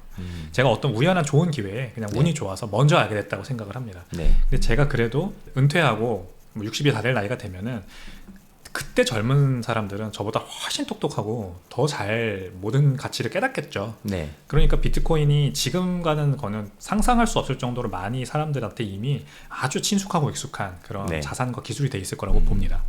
그러면은 지금 비트코인 가격 1억은 뭐 아주 우스운 수준이 될 거고 네. 이제 지금 이제 구글 트렌드를 검색해 보면 비트코인이 그냥 이렇게 검색이 되거든요. 네. 네. 구글 트렌드에 이제 20년 차트를 그려보면은 트렌드가 없어요. 네. 그냥 올랐다 내렸다 올랐다 내렸다 네. 이렇게 하고 있는데 한 100배 정도 지금보다 오르면 네. 비트코인 가격이 100억이 되면 네. 이제 지금 이렇게 하는 게 눕겠죠. 이렇게 누울 거고 어떤 특정 임계점부터 이렇게 네. 올라가는 네, 것만 네. 보일 거니까 그게 AI 그래프가 지금 그렇게 생겼습니다. 네. 20년 그래프를 이제 구글 네. 트렌드를 보면 20년 동안 이렇게 누워 있다가 네. 2022년부터 이렇게 올라가고 있거든요. 네. 그러니까 이제 안 보이는 거죠. 이때 있었던 일들은. 네. 비트코인도 저는 그렇게 될 거라고 생각하거든요. 네. 그래서 한 100배 정도 더 올라갈 수 있다고 20년 동안 네. 봅니다. 이거는 요즘에 제가 드는 생각인데 저도 사실 비트코인을 너무 좋게 보고 상당히 불리시하게 보고 있거든요. 한 20년 후에 50억, 100억 이 정도 충분히 갈 수 있다고 생각하거든요. 그러면 어떻게 보면 차라리 뭐 너무 많이 가지고 있는 것도 의미가 없는 거 아닐까. 한 개만 잘 갖고 있어도 되는 거 아닌가? 이런 생각이 사실 좀 들거든요. 그거에 대해서는 어떻게 생각하세요? 굳이 너무 많이 모을 필요는 없잖아요. 너무 어떻게 욕심 부릴 필요는 없다는 네. 말씀이시죠? 네. 네, 그렇죠. 저도 동의하고요. 네. 비트코인을 너무 많이 가지려고 하는 게 결국 어떤 이제 후폭풍으로 이어질지 모른다고 보거든요. 네. 뭐 말씀하시니까 갑자기 생각나는데 마이클 세일러가 지금 하고 있는 네. 그 회사의 전환사채 발행해가지고. 전환사채 발행해서 네. 비트코인을 사는 거. 네. 그게 잘 되면 굉장히 성공한 전략인데 네. 그만큼 리스크가 큰 전략이에요. 맞아요. 근데 마이클 세일러한테 그 전략에 대해서 이제 누가 인터뷰에서 물어보면 네. 리스크가 뭐냐, 네. 어떤 리스크를 생각하냐, 네. 리스크가 없다고 얘기를 하거든요. 마이클 세일러가. 네. 저는 그건 좀 위험하지 않나. 네. 그런 태도는 좀 위험한 태도가 아닌가 생각을 합니다. 다소 극단적이지 않나 저는 그 생각이 들더라고요. 네. 그러니까 마이크로 스트래티지가 전환사채 발행해서 비트코인을 엄청나게 많이 21만 개를 샀나요? 그래서 지금 21만 몇천 개 될 거예요. 네, 1%를 지금 가지고 있는데 네. 전체 비트코인에 나머지 회사들은 안 따라 하잖아요. 네. 그게 약간 보여주는 것 같아요. 저게 위험하다는 거를 일반적으로 생각했을 때 저게 위험하다는 걸 보여주는 것 같거든요. 네. 제가 마이크로 스트래티지가 그냥 자신의 현금 유보, 네. 원래는 5억 달러 정도 있는 그 유보 현금만 가지고 비트코인을 샀었어요. 네. 또는 이제 매 분기 매출 영업이익 나는 걸 가지고 비트코인을 샀었죠. 네. 그렇게만 했으면은 정말 좋은 전략이라고 저는 자신 있게 얘기할 수 있을 것 같아요. 네. 근데 전환사채를 발행하는 순간 거기에서는 좀 무리가 있지 않을까 생각이 들기 시작하는 거죠. 네. 그게 바로 이제 말씀하신 부분과 괴를 같이 하는 것 같아요. 제가 할 수 있는 만큼 열심히 비트코인을 사는 건 좋대. 무리해서 대출을 받거나 뭐 아니면 남한테 돈을 빌리거나 이런 식으로 해서 비트코인 개수를 모아나가는 데 너무 집착을 하면 네. 어떤 사태가 발생할지 모르잖아요. 경제가 뭐 갑자기 대공황 같은 뭐 경제 위기가 와서 네. 지금은 저리에 빌린 대출이 갑자기 막 이자율이 올라갈 수도 있는 거고 네. 그렇게 되는 사태가 생길 수 있습니다. 그러니까 무리하지 않고 비트코인을 사는 거에 집중을 하면은 좋다.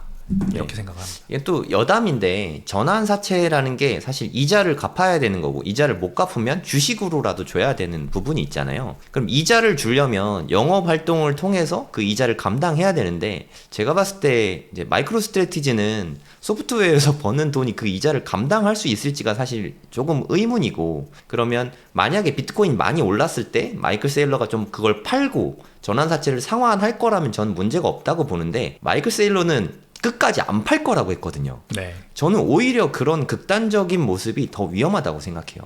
그렇죠. 이제 저희가 사고 훈련을 해보면 되죠. 네. 최악의 상황을 한번 그려보면 되는데 네. 만약에 비트코인 가격이 잘 안 오르거나 네. 아니면 경제 위기가 생겨서 이자율이 지금은 굉장히 낮습니다만 전환사채 네. 이자율이 갑자기 다락같이 올라가는 상황이 발생하면 이제 이자를 못 내게 되겠죠. 네. 그렇게 되면 일단은 전환사채 그 주식으로 바꿔줘야 될 거고. 주주한테 또 피해가 가는 거잖아요, 사실. 네. 근데 프리미엄을 굉장히 높게 줬어요. 아직 뭐 모르시는 분들이 많을 텐데 네. 이자율을 낮게 책정하는 대신에 주식 프리미엄을 굉장히 높게 책정해서 많이 가져갈 수 있게. 주식을 많이 줘야 돼요. 네. 근데 그 투자자들 입장에서는 주가 상승을 그만큼 많이 바라보고 전환사채에다가 네. 투자를 해준 거거든요. 네. 근데 주가가 만약에 안 오른다.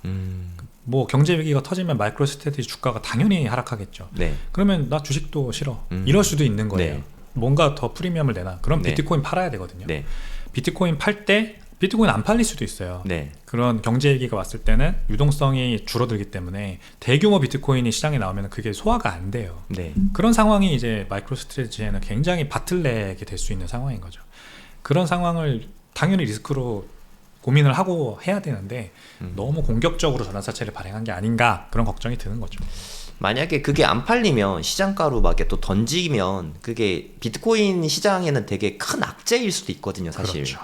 네, 가격이 지금- 더 떨어지죠, 그렇게 되면. 네, 지금은 되게 든든한 우군인데 무리를 하는 순간 최고의 적군이 될 수도 있는 거죠. 예를 맞습니다. 들면. 네. 최악의 상황은 그렇게 될 것 같습니다. 될 수도 있습니다. 네. 그러니까 제가 드리고 싶은 말씀은 어저께 제가 유튜브 댓글을 봤는데 이제 비트코인이 그동안 하나도 없다가 집 살 돈으로 무리해서 3개를 사셨다고 하더라고요. 아, 0개에서 3개는 너무 세잖아요, 사실. 그렇죠. 그러면 가격이 조금만 빠져도 마음이 되게 심란할 수밖에 없잖아요. 맞아요. 그냥 그런 식으로 투자하시는 거는 정말 진심으로 말리고 싶어요.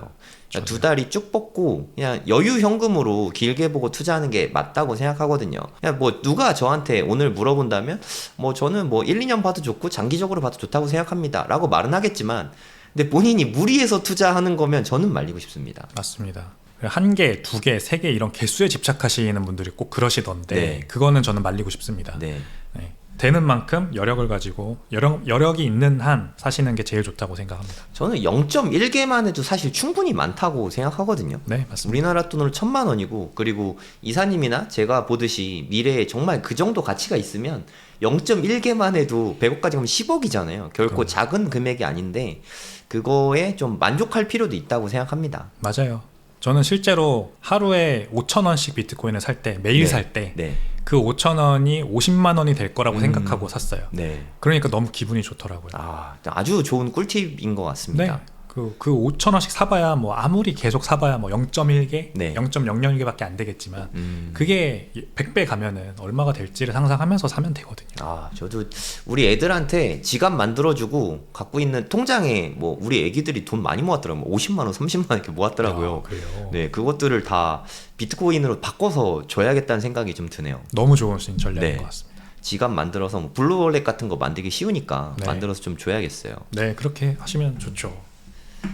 네, 지금 비트코인이 이렇게 잘 오르고 있다가 지금 좀 조정받고 있잖아요. 근데 많은 분들이 이게 조정장이냐 아니면 하락의 전조냐 이거에 대해서 말씀이 많더라고요. 조정장과 명백한 하락장을 좀 구분할 수 있는 방법이 있을까요? 일단 명백한 하락장에는 변동성이 없어요. 유동성이 없고 네, 사람들이 매도 벽만 세우기 때문에 네, 매수벽이 약하고 그래서 볼륨, 그 거래량 자체가 많이 발생하지가 않죠. 네, 그게 이제 추세적으로 하락하는 장의 특성입니다. 근데 지금은 변동성도 크고 유동성도 크고 이제 거래소 볼륨도 크고 네. 그러니까 거래소들이 장사가 잘 되니까 지금 업비트 같은 거래소들도 이제 단기 순이익도 굉장히 많이 올라갔죠. 네. 2년 수준으로 뭐 1조, 네. 뭐 2조 이렇게 번다고 하는데 네. 지금은 상승장입니다. 그래서 조정이 15%, 네. 30% 이렇게 네. 세게 나올 수는 있지만 그 밑에 깔려 있는 거래량을 한번 보세요. 네. 굉장히 높아요. 이럴 때는. 그리고 선물 거래소 또는 옵션 거래소에 이제 네. 미결제 약정 또 보세요. 그런 것도 보면은 뭐 선물 청산당했다 이런 뉴스 많이 나오잖아요. 네. 요즘은 계속 정산당하더라고요. 네. 네. 올라갈 때는 네. 쇼 포지션이 정산당하고 맞아요. 내려갈 때는 롱 포지션 정산당하고 그것 때문에 변동성이 또 커지는 것 같아요. 맞습니다. 네. 그러니까 이제 다 그게 시장의 어떤 관심도가 선물과 옵션 시장의 그 미결제 약정의 양으로 다 표현되는 거거든요. 네. 방향성을 잡으려고 하는 거니까. 네. 그런 게 커 있다면은 분명히 이건 상승장이라는 신호입니다. 네, 과열돼 있고 네. 어느 정도 과열이 있어야지 상승장이 이어지겠죠. 네. 그러니까 적당한 과열이 항상 이제 있고 사람들이 기대감이 있고 이런 상황이라고 해석할 수가 있는 거죠. 네, 그렇게 구별하시면 될 것 같습니다. 저는 김치 프리미엄도 되게 중요하게 생각하거든요. 아, 예, 굉장히 중요하죠. 네, 저 하락장에도 저는 계속 거래를 해왔으니까 그때 뭐 1% 안팎이거든요, 김치 프리미엄이. 맞아요. 지금 처음 하신 분들은 1%가 말이 안 된다고 생각할 텐데 지금은 뭐 적어도 한 7, 8% 되잖아요. 맞아요. 근데 1%가 왔다 갔다 할 때 이때는 확실히 명백히 하락장인 것 같아요. 맞아요. 예. 하락장에는 김프가 안 끼죠. 네, 네, 지금은 10%라고 하는 건 정말 대단한 것 같긴 합니다. 한국인의 지표가 놀라운 것 같습니다. 네, 우리나라 사람들 관심 많다. 네. 그러면 상승장이다. 네. 이거는 뭐 공식입니다, 공식. 네, 정답인 것 같습니다. 일본 등의 연기금의 비트코인 투자 이야기가 있더라고요. 이게 되면 정말 대박인 것 같은데 이거에 대해서 어떻게 보십니까? 일본은 와타나베 부인이라고 하는 이 네. 현금 부자 아주머니들이 계시죠. 오. 이분들이 그동안은 이 일본의 저리를 이용해서 대출을 받고 일본 네. 내에서 네. 그거를 달러에 투자해서 이 차익 거래를 많이 하셨어요. 오. 미국이 지금 기준금리가 5.5%잖아요. 네. 은행금리가 그러니까 뭐 5% 6% 나오니까 네. 일본에서 대출받은 돈으로 미국에다가 달러 투자를 하면은 달러 상승에다가 그러니까 뭐 국채만 투자해도 국채만 투자해도 네. 이런 무위험 차익 거래가 어디 있습니까? 이야 대박이네요. 이렇게 달러 투자를 많이 하셨거든요. 네. 근데 일본이 이제 진짜 본격적으로 기준금리 인상한다고 하죠. 네. 올해는 아마 할 것 같아요. 저는 그래서 그럼 본격적으로 일본이 좀 긴축으로 가게 되면서 네. 그런 차익 거래 기회가 많이 줄어들 거예요. 네. 그러니까 대체 투자 자산은 여기도 필요합니다. 일본 주식시장이 근데 좋거든요. 네. 그 일본 주식도 물론 이제 많은 그런 와타나베 부인들의 자금들 네. 많이 네. 끌어올 것 같긴 한데 비트코인도 굉장히 저는 많이 주목을 받을 것 같아요. 오. 그래서 우리나라보다 더 많은 그런 뭐 고령 인구를 가지고 있는 일본의 특성상 네. 이분들이 연기금을 이용해서 어디에 투자를 할까? 지금은 인식이 비트코인에 대한 인식이 굉장히 위험 자산으로 당연히 거기도 이제 팽배해 있겠지만 네. 결국 금이나 귀금속 같은 어떤 희소한 안전자산의 성격을 가지고 있다는 거를 네.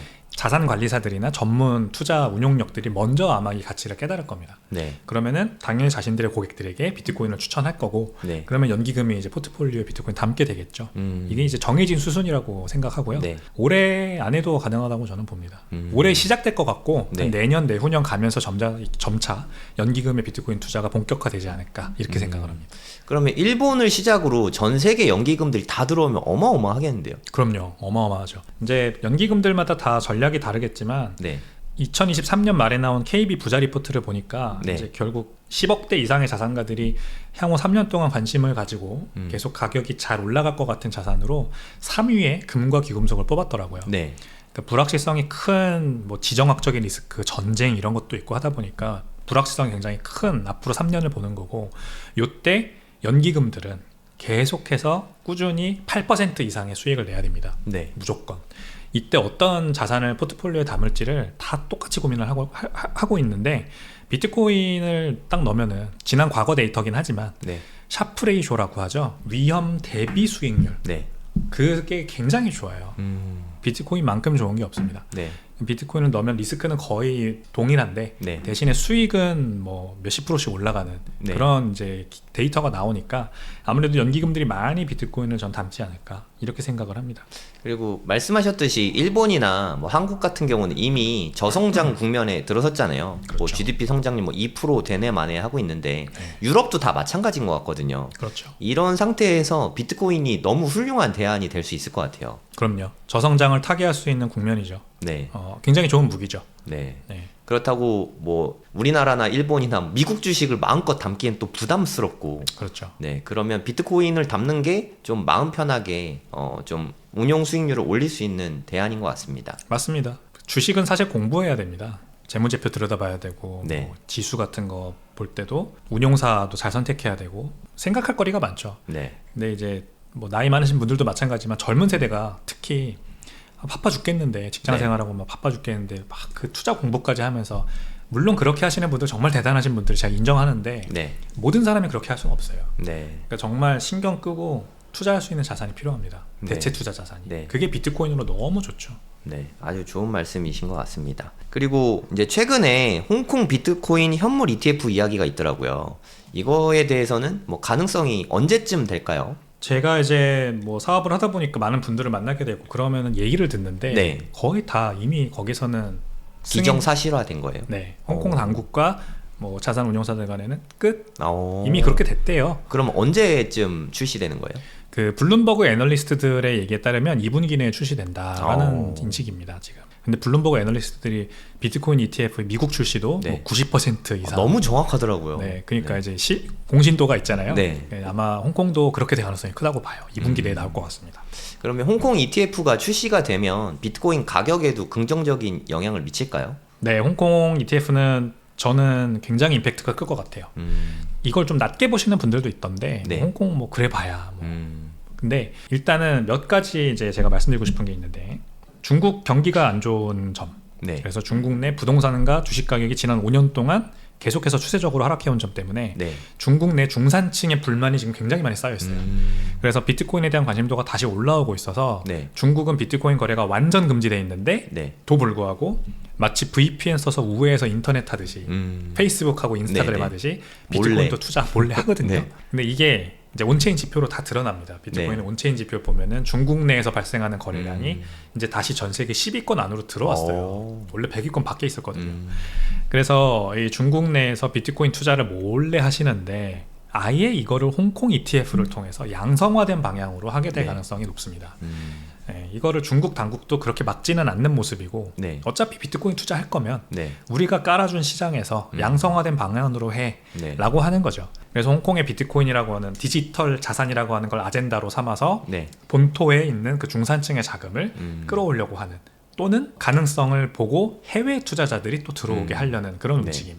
이게 이제 맞물려서 홍콩 ETF는 꽤 많은 거래량을 끌어올 거라고 저는 보고요. 네. 홍콩에는 이미 선물 기반 ETF가 거래가 되고 있습니다. 아. 근데 굉장히 작게 시작했어요. 네. 하루 거래량이 원래는 한 10억에서 15억밖에 안 나왔대요. 우리나라 돈으로. 네. 그 정도면은 망한 거거든요. 네, 네. 어떤 상품을 냈는데 15억밖에 거래가 안 된다.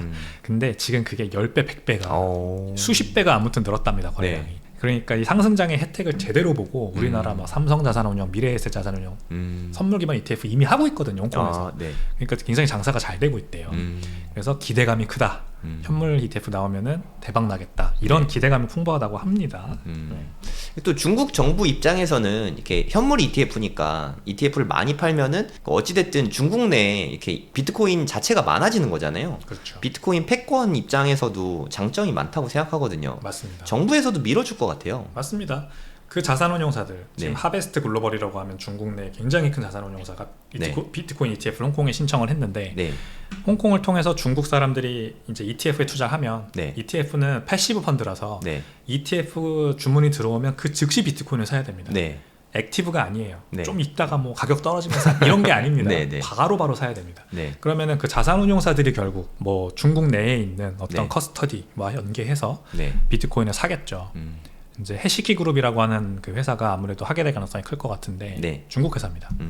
결국 비트코인이 중국 내에 머무르게 되는 효과, 네. 더 많은 비트코인이 중국 내로 들어오게 되는 효과가 굉장히 커요. 네. 그러니까 ETF라고 하는 게 그런 장점이 있습니다. 그러니까 미국만 하더라도 지금 ETF 출시하고 3개월이 좀 안 됐는데 120억 달러의 자금이 들어왔죠. 네. 중국도 아마 야 이거 너무 좋은 거 아니야? 라고 생각할 거예요. 분명 네. 당국 입장에서도. 비트코인 패권 관점에서도 중국이 뭐 콜드워의 한 이제 연장선상으로서 미국과 벌이고 있는 그 헤게모니를 잡고자 ETF를 반드시 밀어줄 거라고 생각을 합니다. 그리고 올해 미국 대선이 예정돼 있잖아요. 11월 5일인가? 네. 있는 것 같은데 그거는 올해 비트코인 시세에 어떤 영향을 끼칠까요? 글쎄요. 그렇게 큰 연결고리가 보이진 않는데 그래도 이제 가장 유력한 당선 후보로 지금 거론되는 트럼프 후보가 네. 트럼프 전 대통령이 비트코인에 대한 인식이 좀 많이 호전됐잖아요. 지금. 네. 원래는 굉장히 안 좋아하던 사람이었는데 비트코인을 다시 한번 재검토해보겠다라고 얘기를 할 정도로 공공연히 네. 굉장히 좋으니까 만약에 트럼프 대통령이 당선이 되면 비트코인 관련돼서 뭔가 우호적인 정책들이 쏟아지지 않을까 하면서 비트코인 가격에 좋은 영향을 미칠 것 같습니다. 그러니까 기대감으로. 그 기대감으로. 네, 듣자 하니까 뭐 부통령이 될 사람이 비트코인 뭐 되게 좋아하는 사람이라고 들었거든요. 네, 비백 라마스와시라고 하죠. 미국에서 원래는 굉장히 이 정치권에서는 아예 듣보잡 잘 모르던 사람이었어요. 네. 근데 이 업계 사업을 하는 사람들 입장에서는 네. 굉장히 유명한 사람이거든요. 두 네. 번의 사업을 성공을 시켰고 돈을 많이 벌었고 네. 인도 뭐 아닌가? 어느 나라든 아무튼 그 이민자 출신이고 하다 보니까 네. 이 스토리가 좋잖아요. 근데 이 사람이 또 비트코인 좋아해요.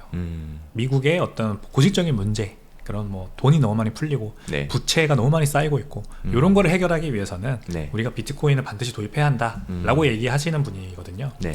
이분이 트럼프 대통령에게 이 비트코인을 전수했다라는 얘기가 있어요. 네. 그래서 부통령 후보로 그분이 정해졌는지는 잘 모르겠습니다. 제가 아직. 근데 그렇게 될 가능성은 좀 큰 것 같은데 러닝메이트라고 하죠. 네네. 그게 아직 안 정해진 걸로 저는 알고 있는데 네. 그 비백 라마스와 씨가 아무튼 진짜로 되면 부통령 후보가 되면 비트코인의 도입이 미국에서 좀 더 급물살을 탁 가능성이 저는 있어 보입니다. 은행 예금, 대출 이런 것도 풀릴 수도 있고요. 그렇게 되면 정말 좋겠죠. 네. 아까 홍콩 현물 ETF 관련해서 그러니까 블룸버그 애널리스트들이 되게 정확하잖아요. 네. 미국 쪽에는 안 될 가능성이 훨씬 큰 것 같고 미국은 5월 23일인가 결정하는 날인 것 같은데 그거는 안 된다고 다들 보고 있는 것 같더라고요. 가능성이 19%뭐 이거밖에 안 보더라고요. 그러면 반대로 홍콩에서 이더리움 현물 ETF가 상장될 가능성은 어떻게 보세요? 홍콩에서는 좀 더 가능성이 클 것 같습니다. 왜냐하면 홍콩은 이 디지털 에셋이라는 네. 무기를 이용해서 아시아 이 금융 허브의 패권을 다시 가져오려고 하는 중이거든요. 네. 그래서 그걸 할 수 있는 수단이면 뭐든지 좋으니까 다 하려고 할 것 같아요.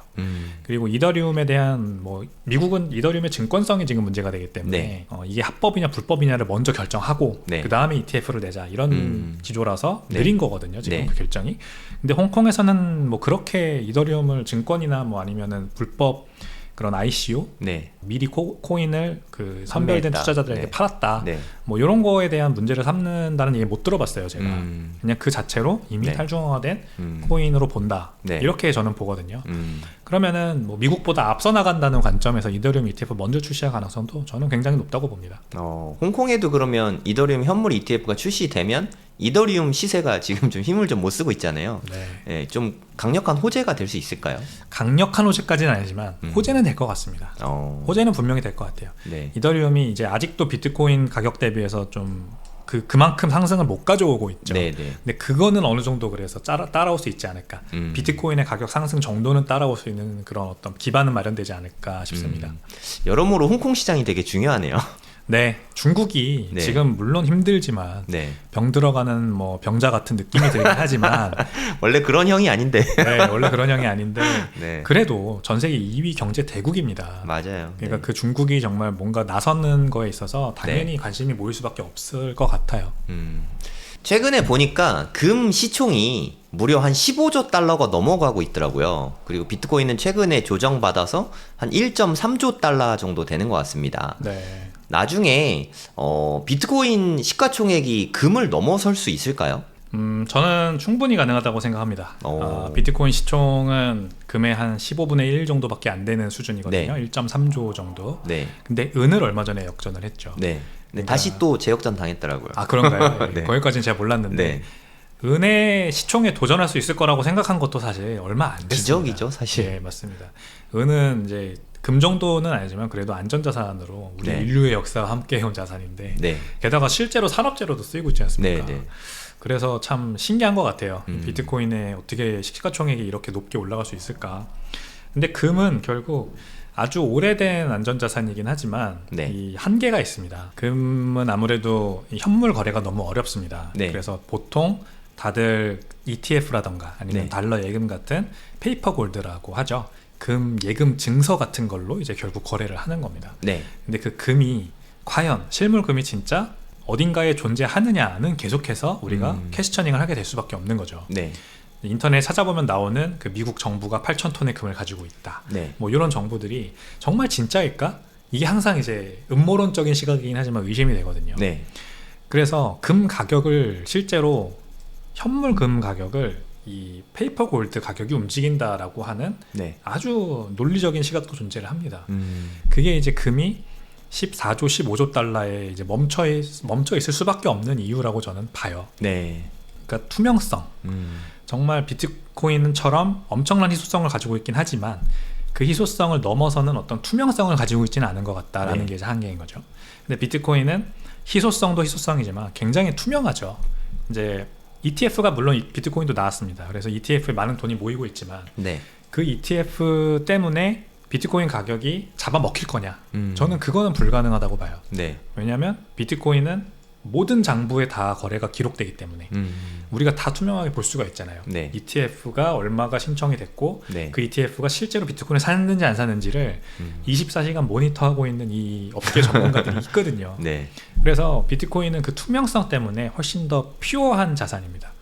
그래서 더 이 안전 자산, 인플레이션 해지로서의 역할을 더 잘 할 수가 있다는 특성 때문에 금을 넘어서는 시총이 반드시 가능해질 거라고 생각합니다. 네, 뭐 그레이스케일에서 코인베이스로 지갑으로 이동했다, 뭐 이런 것도 뉴스로 다 나오더라고요. 그럼요. 완전 투명한 것 같아요, 정말. 네, 게다가 자산운용사들이 실제로 이 스스로 자기 지갑 주소를 공개를 하죠. 네. 이게 비트코인의 어떤 정신이야 그러면서 여기에 우리가 다 넣어놨으니까 니네가 파. 내가 사기치는지 안 치는지 이야. 이렇게 하니까 네.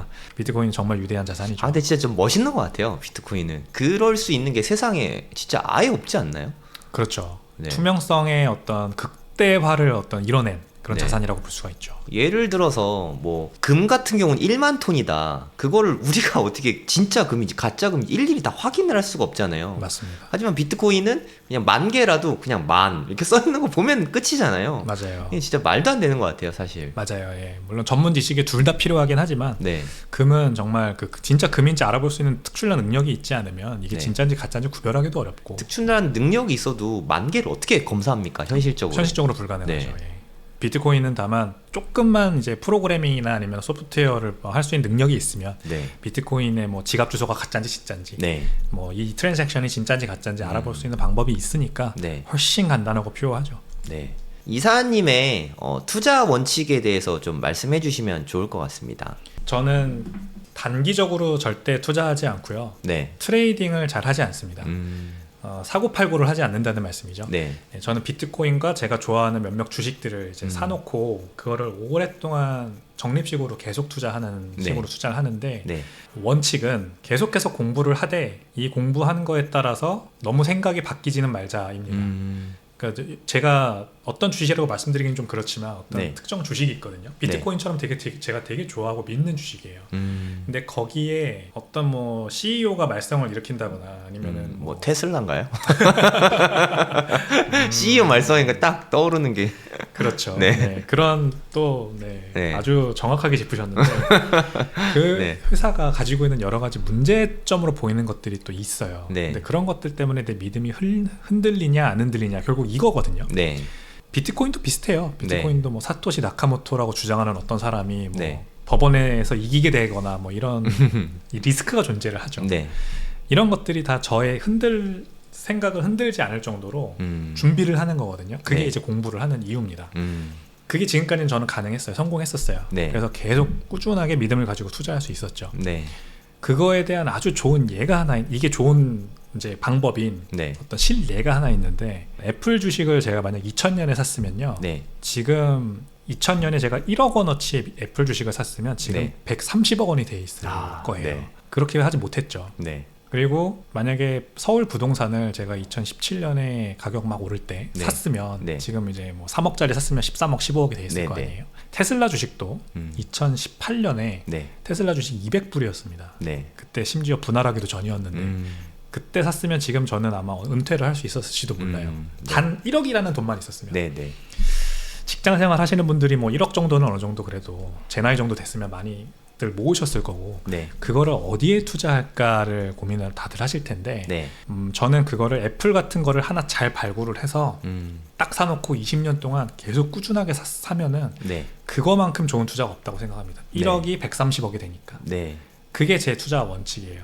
다만 2000년에 애플 주식을 샀으면 그 후로 6년 동안 그 주식이 빠지거든요. 네. IT 버블 뭐 이것 때문에. IT 버블 거치면서 네. 네. 매년 50% 60%씩 빠져요. 네. 근데 그걸 보고 내가 잘못 판단했구나 하고 안 팔 수 있는 또 그 능력이 필요하잖아요. 네. 네, 믿음이 필요하잖아요.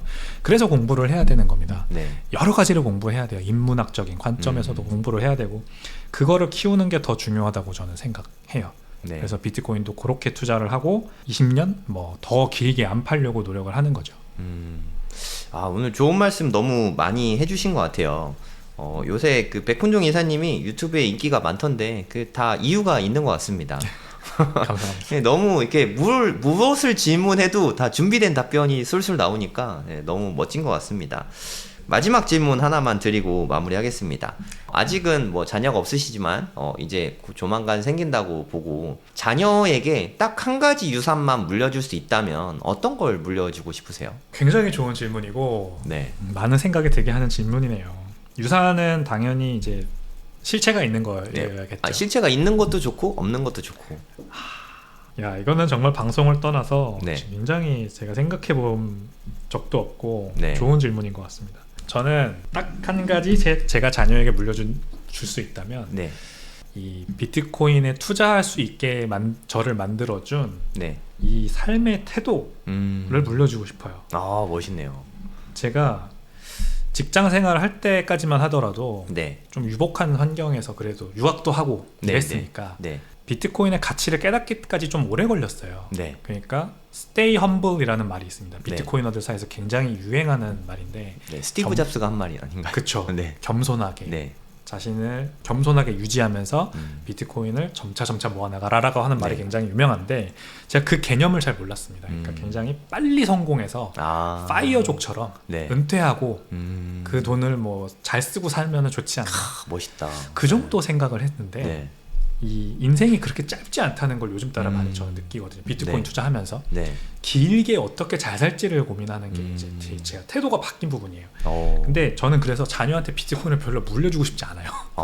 저랑 또 비슷한 생각으로 가시네요. 아, 그러신가요, 네, 대표님도? 네. 저희 부모님은 저한테 많은 거를 알려주시고 뭐 좋은 환경에서 공부할 수 있게 해주시고 해주셨지만 네. 저는 제 자녀가 그런 유복한 환경에서 살기를 원하지 않습니다. 그 제가 굉장히 좋아하는 속담 중에 미국 네. 속담인데 굉장히 어려운 시기가 오면 네. 강한 사람이 만들어지고 그 강한 사람이 좋은 시기를 만들고 네. 그 좋은 시기가 약한 사람을 만들어내요. 그리고 약한 사람이 어려운 시간을 만들어낸대요. 그리고 그 어려운 시간이 다시 강한 사람을 만들어낸다. 야, 이런 속담이 있거든요, 미국에. 멋있는 말이네요. 그죠? 네. 저 이거 되게 좋아하는 말인데 네. 제가 그 딱 어려운 시기에 태어난 약한 사람의 되게 전형적인 모습이었어요. 근데 이거를 비트코인 덕분에 그래도 제가 좀 강한 사람으로 거듭날 수 있게 된 어떤 계기가 있었거든요. 네. 그래서 제 자녀도 저는 전사처럼 키우고 싶어요. 전사가 됐으면 좋겠어요. 네. 처음부터 저처럼 막 유복한 환경에서 이렇게 약한 사람으로 크게 원하지 않아요. 그래서 저는 비트코인도 물려주기 싫고 네. 다만 제 마인드셋을 물려주겠습니다. 야, 너무 멋있습니다. 어렵게 살아. 네. 네가 비트코인을 네가 번 돈으로 사 모으고 네. 네가 한번 1비트코인을 모아봐. 네. 이런 삶의 태도를 알려주고 싶습니다. 너무 길게 대답드려 죄송한데 근데 너무 멋있는 말씀인 것 같아요. 네, 전사를 키우고 네. 싶다. 네. 아내분하고 좀 합의가 돼야 되지 않나요? 네. 그게 제일 어렵습니다. 제가 애 키워보니까 네. 저는 정말 저희 애들 아침 7시에 매일 일어나고 같이 달리기 하거든요. 아, 진짜요? 오늘은 제가 일찍 여기 출근해서 저희 애들 둘이서 아침에 뛰거든요. 지금 1년 넘게 같이 뛰었거든요. 우와. 매일 아침 7시에 뛰거든요. 대단하시다. 그거 시작한 게 코로나 왔을 때 애들이 너무 나약해지더라고요. 그거를 보고 제가 이렇게 키우면 안 되겠다라는 걸 각성해서 제가 그 다음날부터 이제 우리 아침마다 뛰는 거다. 그렇게 하고 이제 1년 넘게 계속 뛰고 있거든요. 너무 대단하십니다. 네. 저는 혼자 뜁니다. 저도 매일 아침 7시 반에 혼자 뛰러 나가고요. 네. 한 8, 9km 정도 매일 아침에 뜁니다. 훌륭하십니다. 얼마 안 됐습니다. 네, 네. 비트코인을 본격적으로 투자하고 나서부터 한 뭐 1년 뭐 이렇게 됐는데 네. 저희 아내도 이제 그 운동을 원래 잘 안 하지만 네. 설득을 제가 열심히 잘했어요. 그래가지고 이제 대단하시네. 아침에 같이 요가하러 나가요. 요가하러 가고 저는 뛰고 이거를 저 자녀한테도 똑같이 전 해주고 싶었는데 네. 이미 하고 계셨네요. 이게 진짜 정말 힘들거든요. 정말 힘듭니다. 예. 그러니까 제가 체력적으로 힘들고 막 이런 게 아니라 애들을 설득하는 게 정말 힘든데 맞아요. 네, 그게 된 게 저는 너무 감사해요. 맞아요. 결국 대표님을 보고 네. 대표님이 설득하셨겠지만 대표님을 보고 네. 자녀들 따라 하는 거겠죠. 네. 그 솔선수범 하는 것부터가 굉장히 힘든데 네. 하시는 게 대단한 거죠, 사실. 네. 여러분, 자녀분에게 달리기 하는 습관을 물려주세요. 그게 정말 중요한 것 같습니다. 맞습니다. 예. 네, 그 좀 유약하게 키우지 마시고 좀 강하게 키우시면 여러모로 참 좋을 것 같습니다. 맞습니다. 아, 이렇게 마지막은 또 인생 얘기로 이렇게 마무리하니까 되게 훈훈한데요? 좀 많이 배우고 갑니다. 아, 네, 너무 멋있는데요? 네. 오늘 나와주셔서 너무 감사드립니다. 아닙니다. 네, 감사합니다. 고맙습니다.